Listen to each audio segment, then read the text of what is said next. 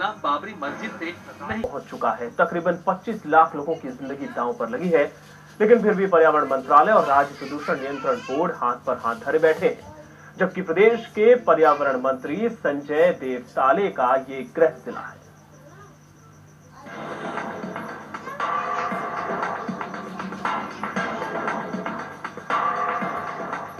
धूल, धुआं और गंदे पानी ने चंद्रपुर की आबो हवा को जहरीला बना दिया है।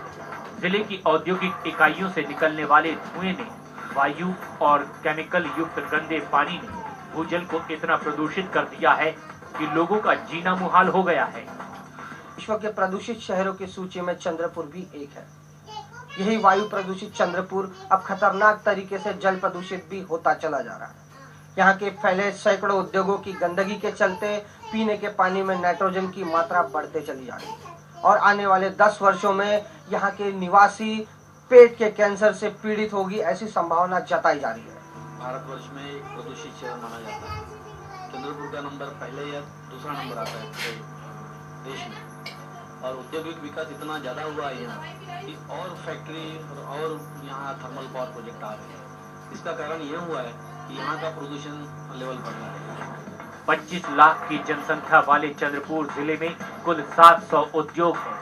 आंकड़ों पर नजर डालें तो 2 बड़े थर्मल पावर, 200 राइस मिल, 6 कागज की फैक्ट्री, 8 आयरन उत्पाद कंपनी, 5 सीमेंट कंपनी, 40 कोयला खदानें, 10 छोटे पावर प्लांट, MIDC में 100 के करीब बड़े उद्योग और 329 छोटी औद्योगिक इकाइयां हैं। इसके अलावे 45 बिजली परियोजनाएं निर्माणाधीन हैं। भूवैज्ञानिक कहते हैं उद्योगों से घिरा ये जिला देश में कुछ समय पहले तक वायु प्रदूषण में अव्वल नंबर पर था। अब 2011-2012 की भूजल सर्वेक्षण विभाग की रिपोर्ट सिहरन पैदा करती है। नासा ने जो एक रिपोर्ट प्रकाशित की थी पिछले 2 साल पहले, उसमें चंद्रपुर जिले के पूरे आकाश में एक बादल सा नाइट्रोजन का छाया था और अभी भी वो है।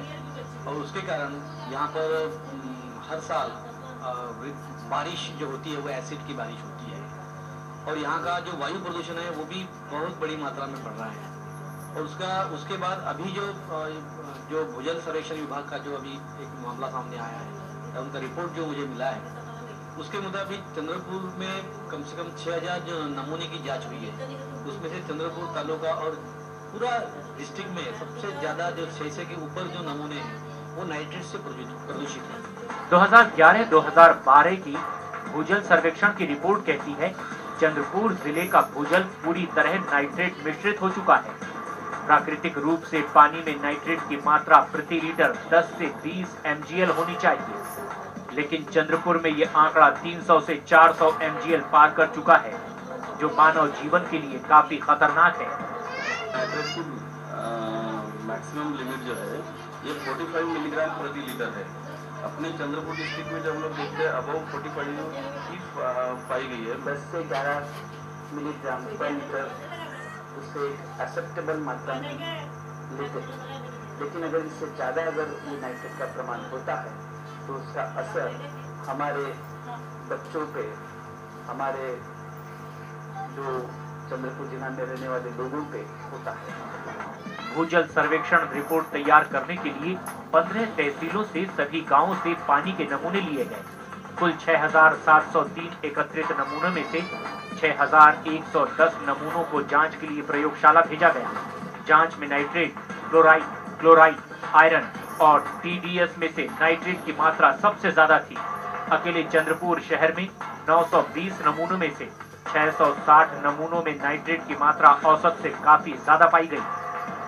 हमने जैसे अभी 6703 सैंपल्स में से 3639 सैंपल जो है जिसमें नाइट्रेट की मात्रा अब वो 45 मिलीग्राम प्रति लीटर पाई गई है। दरअसल यहाँ की औद्योगिक इकाइयों से क्लोरीन युक्त धुआं निकलता है, साथ ही रसायन युक्त पानी भी नदी में बहाया जाता है, जिसकी वजह से वायुमंडल में नाइट्रेट के बादल छाए रहते हैं, जो एसिड वर्षा के रूप में परिवर्तित होकर भूजल में मिल जाता है।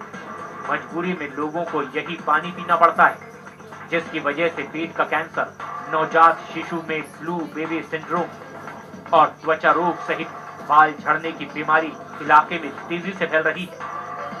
पानी में नाइट्रेट की प्रमाण ज़्यादा होने से वजह से ब्लू बेबी सिंड्रोम हो रहा है। वैसे ही कहाँ एरिया में फ्लोराइड, पानी में फ्लोराइड का प्रमाण ज़्यादा पाया जा रहा है, उसमें से डेंटल केरीज, उसमें उसकी वजह से डेंटल केरीज बच्चों के या बड़े लोगों के दांत यानी अनइवन हो जाते हैं, बेड़े वापड़े जैसे जिसको बोलते हैं ऐसा होता है।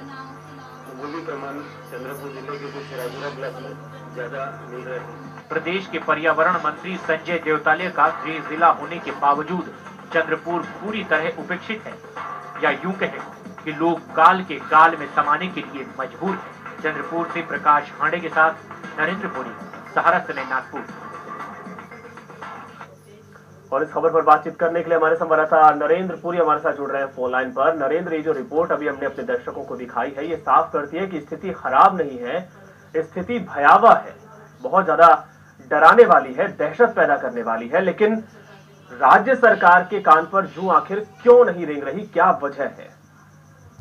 जी बिल्कुल संदीप जी, महाराष्ट्र का चंद्रपुर जिला, जिसे औद्योगिक जिला कहा जाता है, यहाँ फैले सैकड़ों उद्योग और उन उद्योगों से होने वाला विकास और उसका मुनाफा तो पूंजीपतियों के जेब में जाता है, लेकिन इसका खामियाजा और नुकसान वर्षों से यहाँ की निर्दोष आम जनता भुगतती आई है। यहाँ फैले सैकड़ों उद्योग किसी भी नियमों का बिना पालन किए मनमानी से अपने उद्योगों को चलाए जा रहे हैं और उनका उद्देश्य केवल पूरा मुनाफा कमाना है, लोगों की जिंदगियों से खिलवाड़ चाहे उसमें। और इसमें बहुत बड़ा हाथ यहाँ के प्रदूषण नियंत्रण अधिकारियों का भी है, सरकारी महकमे के ये लोग जिन्होंने इस बात को गंभीरता से लेना चाहिए। लगता है जैसे वो इनकी पीठ थपथपा रहे हैं। बिल्कुल, और ये हालात तब हैं जब खुद पर्यावरण मंत्री का ये गृह जिला है।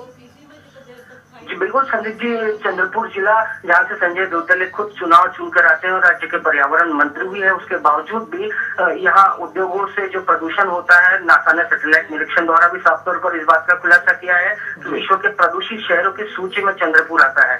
यहाँ पहले उद्योगों से निकलने वाले रसायन, इनसे निकलने वाले गैसें और जिनकी मुख्य रूप से इसमें जो बिल्ट पेपर उद्योग है उसकी गंदी बदबू लगभग 50 किलोमीटर दूर तक भी जाती है और जिसमें सांस लेना भी मुश्किल होता है। और आज तक जो है यहाँ के आम नागरिक वायु प्रदूषण से जूझ रहे थे, पर जब भूजल विभाग की रिपोर्ट जो 2011 और 12 की है वो बिल्कुल सिहरन पैदा करने वाली है, भयानक स्थिति पैदा करने वाली है। यहाँ के भूजल में और लोगों के पीने के पानी में पूरी तरह से नाइट्रेट मिल चुका है और आने वाले 5 से 7 वर्षों में खतरनाक जानलेवा बीमारियों का प्रकोप इस जिले की निर्दोष जनता पर होगा, ये भी तय है।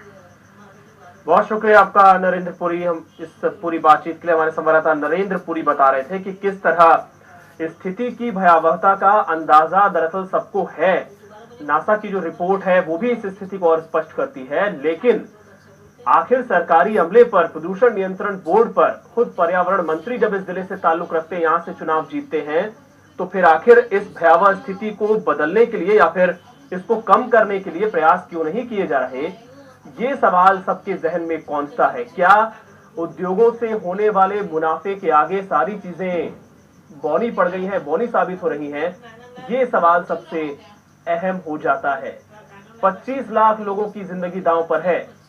जरा सोचिए, एक पूरा जिला है जो कि इस प्रदूषण की जद में है। हर तरीके का प्रदूषण, वायु प्रदूषण, भूमि प्रदूषण और जल प्रदूषण, हर तरीके का प्रदूषण यहाँ पर देखने को मिल रहा है। लेकिन इस पर कोई कार्रवाई करने के बजाय या फिर इस दिशा में कोई कदम उठाने के बजाय राज्य सरकार के नुमाइंदे और प्रदूषण नियंत्रण बोर्ड हाथ पर हाथ धरे बैठे हैं।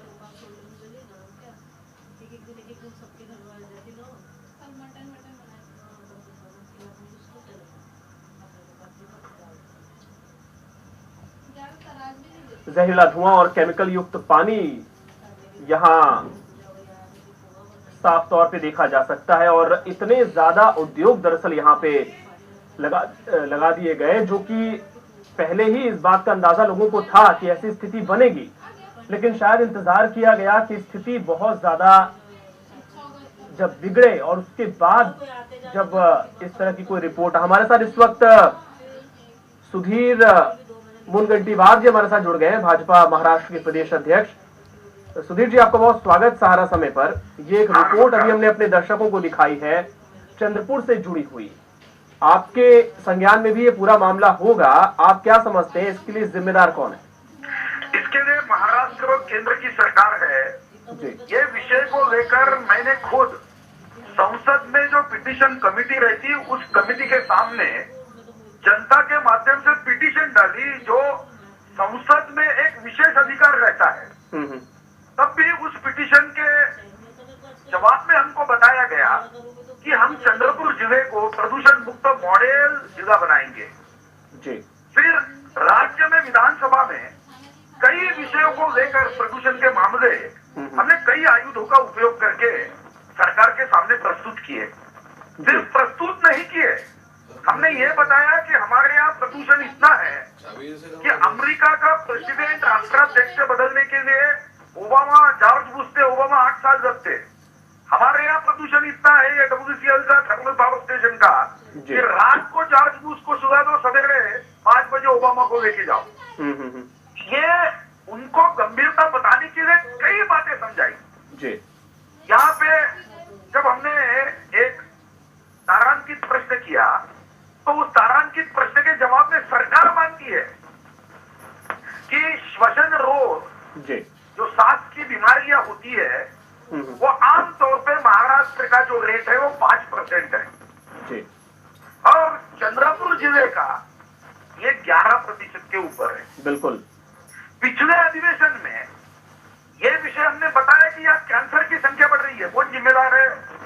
हर सप्ताह में मेरे ऑफिस से जीवनदायी में हर सप्ताह में 6 से 7 कैंसर के पेशेंट्स के लिए हम सरकार के तरफ आवेदन भेजते हैं कि जीवनदायी में मदद होनी चाहिए।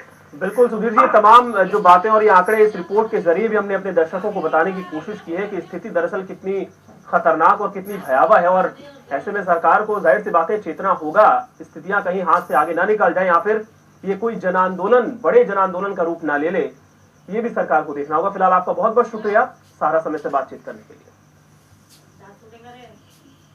तो इसी के साथ इस बुलेटिन में फिलहाल इतना ही। हमारी खबरों को विस्तार से जानिए हमारी वेबसाइट पर लॉग ऑन कीजिए समयलाइव.com।